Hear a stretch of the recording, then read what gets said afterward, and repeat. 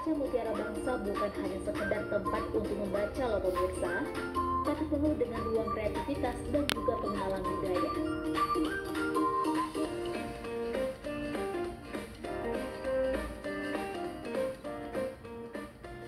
Ya, di Rumah Baca Mutiara Bangsa ini, jadi kami sesudahnya banyak pelatihan diajak oleh perpustakaan daerah Kota Siantar, perpustakaan daerah Provinsi Sumatera Utara, bahkan ke tingkat nasional saya sudah pernah diajak ke sana studi banding. Ternyata literasi di rumah baca ini atau taman bacaan ini bukan hanya sekedar membaca. Itu namanya ada inklusi sosial. Inklusi sosial ini ternyata berkembang.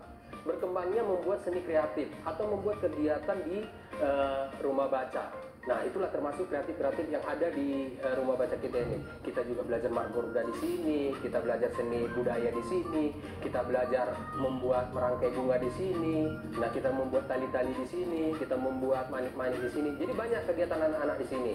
Selain daripada seni kreatif tadi, anak-anak juga di sini ada permainan, ada puzzle, ada seni lukis, ada karaoke, ada bermusik. Ya, dulunya juga ada les bahasa Inggris, cuma kita kekurangan guru untuk mengajarkan bahasa Inggris.